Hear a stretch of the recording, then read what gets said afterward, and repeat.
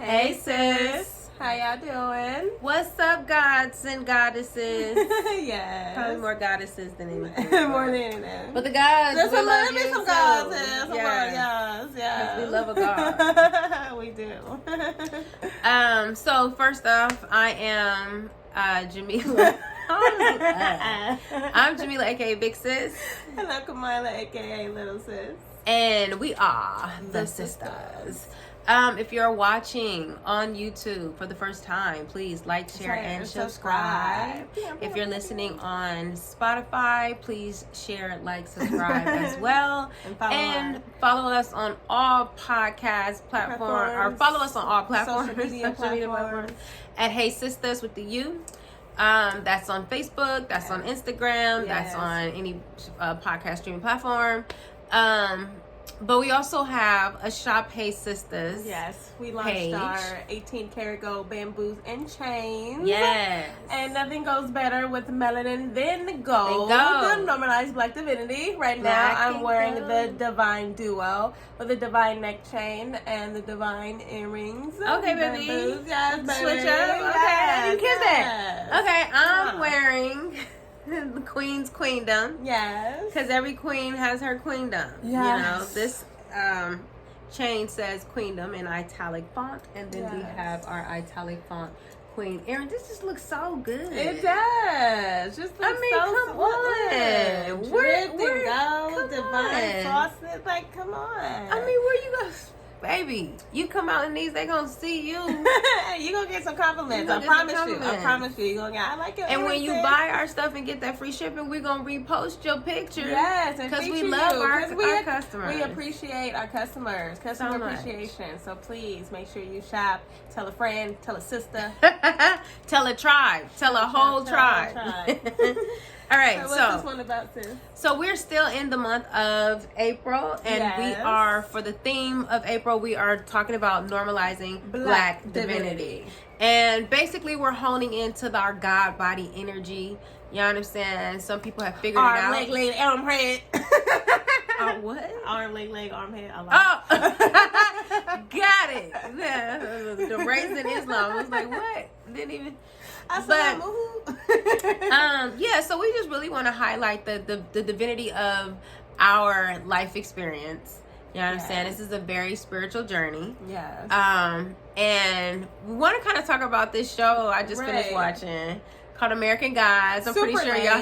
I know y'all seen it because it's 3 seasons in. Right. We know y'all seen it. We're kind of late to the party, but we're never late. We're on divine timing because we just hopped on and it's like the my God. So we was talking about this theme this month, normalized Black divinity. Mind you, this has been a name on our to-do list and plan board since last year. Right. But once we started ushering out the content, I'm watching American Gods one day and I'm texting Mila and I hear Oshun and Yamaya and Yamaya, and it was just kind of like we just finished talking about those exact names. Yeah, we just finished our calendar for April. And then just so happened the episode the synchronicity of the episode I was watching and the conversation we were happening, like it could happen at any time. Right, anytime. We could have hopped on at any time. We could have been watching since season 1, but no, we hopped on to season 3 at the same time. We doing let's this theme this month. Normalize Black divinity. So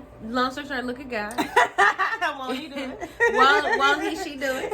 Won't they do it? Okay. But so basically, like, it's a lot going on right now. Yeah. You know what I'm saying? It's a lot going on. We getting gender neutral.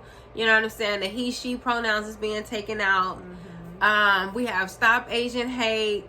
We have the anniversary of the Black Lives Matter movement, the anniversary of Latasha Harlan's transition in South Central. Yeah. We Black, period. That's a lot.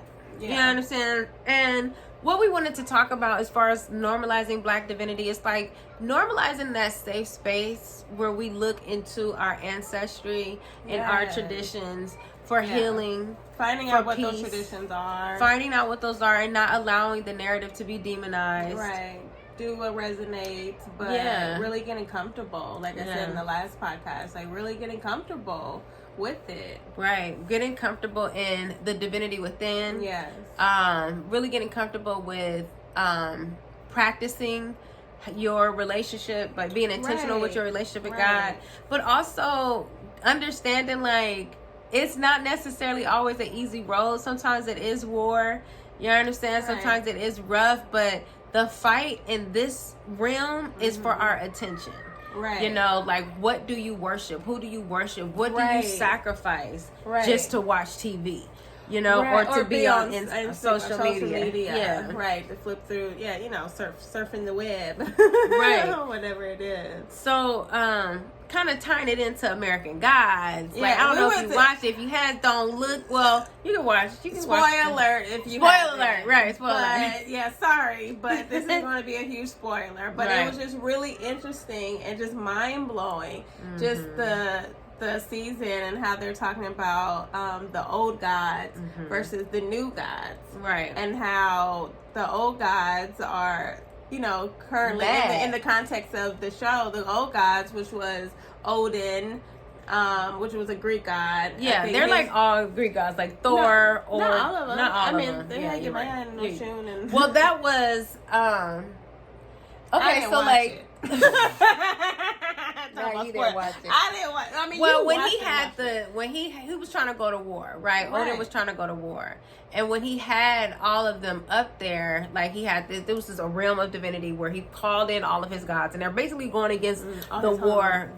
They're going to war against technology and the media, and where people's attention spans are going. Like the new gods that we're worshiping are celebrities and Instagram followers and TikTok, but like all of that, but that's made possible through media, right? So it was real deep, but very blatant, very dense, but very blatant at the same time. Very, like, you know, in your face, like really telling you, like, this is what we're doing. This is. I mean, and there was moments where he said, like, the most powerful thing that we can get from people is their attention. So when you have things being programmed to be addictive, like the colors of Facebook, the colors of Instagram, people having to like. Get like years later, our necks and stuff are going to be affected from looking at our phones and our carpal tunnel and our thumbs. We're going to evolve into these looking humpback people. But it really kind of brought into awareness, like, when you give that attention to yourself, and you find God and you find your pattern and your peace and your road, you're actually going to war against the enemy. Right. You know what I'm saying? Because you're taking back the one thing that they deem powerful, which is their attention. Yeah. So American Gods, your energy and your ability to be controlled. Like whatever you spend time ingesting, digesting, you become. You know? Yeah. So that. And since you said that, that definitely is the reason why too that I took a step back from social media as well, and just like, you know, you don't realize how distracting it is. And then like what I realized too, the days that I wasn't on it, and just like, you know, whatever I posted and I just left it alone, I wasn't on there like scrolling, I felt better. Like I felt energetically better, and you don't realize how much you're taking on, and you think like, oh, okay, I'll put the phone down, but you might feel some kind of you don't know why you're irritated. And it's like you aren't irritated, but you just absorbed so much of everybody of all what's going on now, or it did irritate you. Now you mad because of something someone said on the internet, and it like halfway ruined, you know, a part of your day or took some peace away. And it was just amazing. I was like, I think, I was in Facebook jail for saying Cancer men are trash. That was hilarious. The zodiac sign Cancer man, water sign man. And I was locked out for 3 days, and it was like the best thing that happened. Wow. Everybody says that. Everybody that I know whose business isn't affected from them being locked out be like, I was in jail, but it was kind of the best thing that ever happened to me. I was like, I felt better. And like, you know, I just paid more attention to way more other things. And so, like I said in the last video, you know, Spirit is calling, and I've just been reading more. And like we said, how it's synced up with American Gods, that I have this book here. Cool. The Orishas, Goddesses, and the Voodoo Queens, the Divine Feminine in the African Religion Tradition. So just like another podcast that we had about tapping into our divine femininity and Black femininity, and what that means for us, and how like a lot of it came from a Eurocentric point of view. But this book comes from ancient African traditional point of view. So hopefully, if you're interested, cop this. It might resonate some of the things more. that you like? Or... Just learning about the goddesses. Like, I don't know, I didn't know a lot about Oshun or Yemaya and what they represented and how to honor them, So, and different rituals and things that you can offer them in meditations. And then also semi-reading Wild and Wise. This isn't from an African point of view, but I liked a lot of the self-reflective questions. I'll read you like 2 of them, which I thought was fitting. It said, what cultural messages have you internalized about your ability to commune with the divine?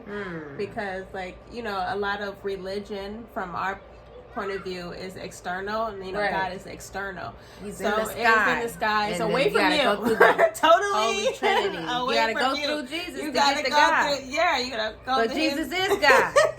So you gotta figure that out too. Right, you gotta figure that out. And then another great question that I thought, especially for Black women, is what would it feel like to give yourself permission to tap into your sacred femininity? Wow. So that's very powerful. I've been pondering these questions, and I'm writing in my journal right now and just fleshing that out. So yeah, it's been an interesting time, especially with American Gods, and just seeing them talk about how it technology, was a crazy synchronicity. And then just like with the more articles, the more and more articles that I'm seeing about AI and androids and robots taking over this and being implemented in schools, and like we're definitely being groomed and prepared. Yeah, I mean, but they're doing it in like Korea and Japan and China. Like, it's not, we're being groomed, but they're like full-fledged like robots walking around out there. Yeah, so they're getting us more comfortable with it, and I'm not comfortable with it.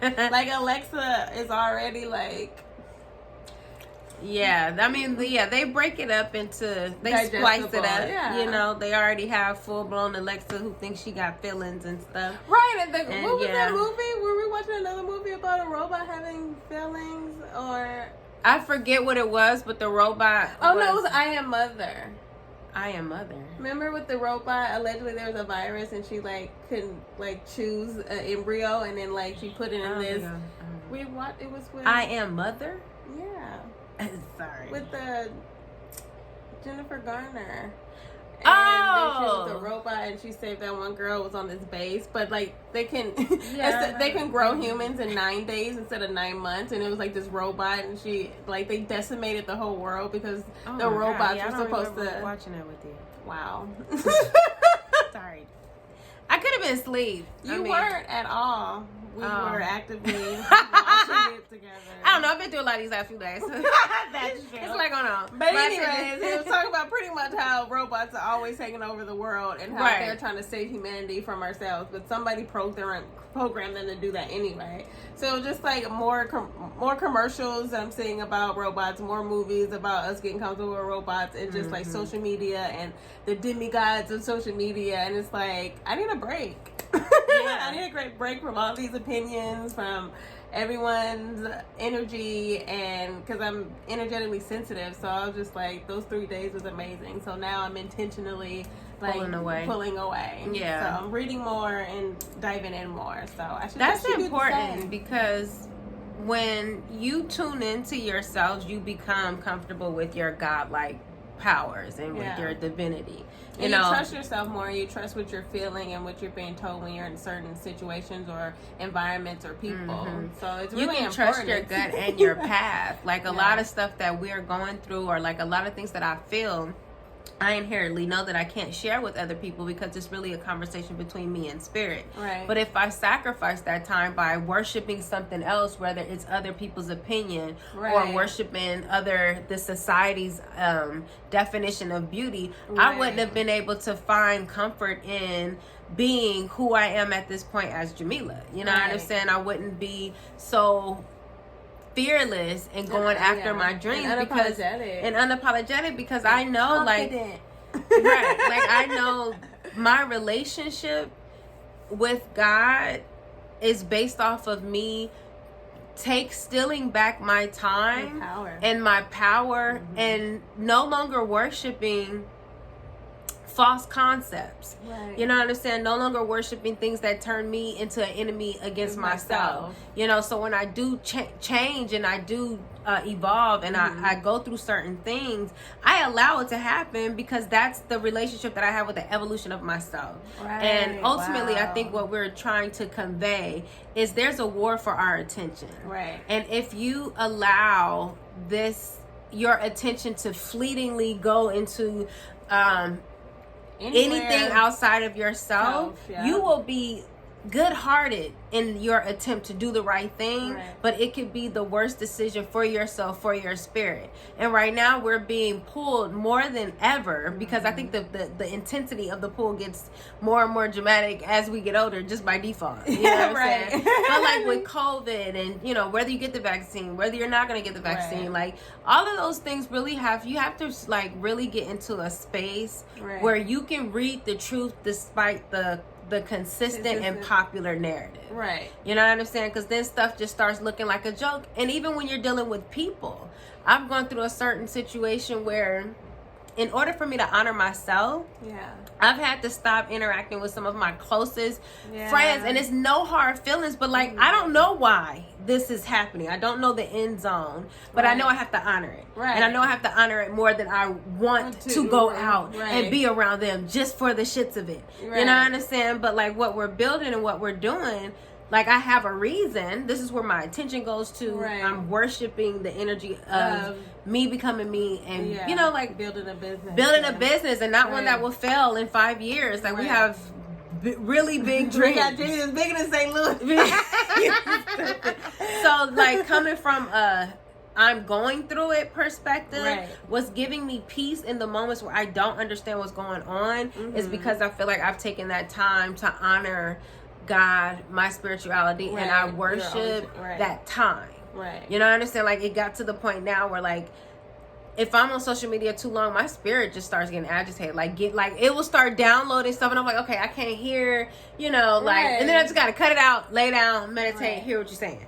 You know what I'm saying? But like before I was eating Snickers and donuts and Coca-Cola. Like I didn't have no clue how to honor myself. But now, and no examples. The more you're distracted, you be at Burger King getting the double with the bacon on it every day.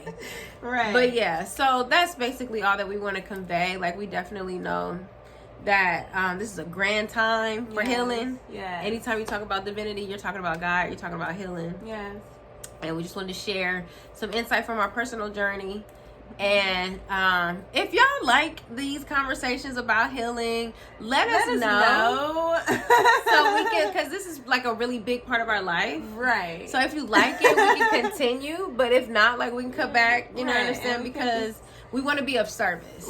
We want to use this platform to be of service. Fun stuff, but definitely we do feel like we have a lot to share because, you know, like you said, like you have anxiety if you don't just let yourself evolve and grow and go through it. Like sometimes you have to go through it. Like there's no getting over it. It's going through it. So yeah, let us know. Wow, there's no getting over it. Because if you try to get over it, you're going to just keep going right back. But if you go through it, you'll pass it up. You look back like I learned something. I learned something. Now look at God. Look at me, right? Look at me now. Hey. Yeah. But yeah. Yeah, one of the things I want to close out is a lot of times we worship stuff outside of ourselves because we don't believe in ourselves. But I've said this before, I'm in this space where I am so confident. Confidence is gone. I'm like so ready and so proud of her because I know she was holding herself back. Yeah. And just to see her continue to blossom and just like, just go Mila, go. Yeah. Like she just got it all to me and I just like can't wait. Thank you. I think it's too divine order of us living together. Like I've never lived with someone who is just like me spiritually, and like when she starts healing and stuff, it automatically affects me. Like I didn't know she was doing affirmations. Yeah, this morning we was having a conversation. I was like, this morning I woke up, I was so grateful. She was like, well, I was doing the same thing. But long story short, coming from poverty and ugly duckling story to get into this space where it's like it's lit. I figured it out. It's lit. I'm relieved. I'm happy. I encourage anybody who's ever gone through those things to bet on the God within and honor that journey and fuck with yourself. Yes. And you gonna win. Be on top. And with that, sis, we gonna say bye. Bye.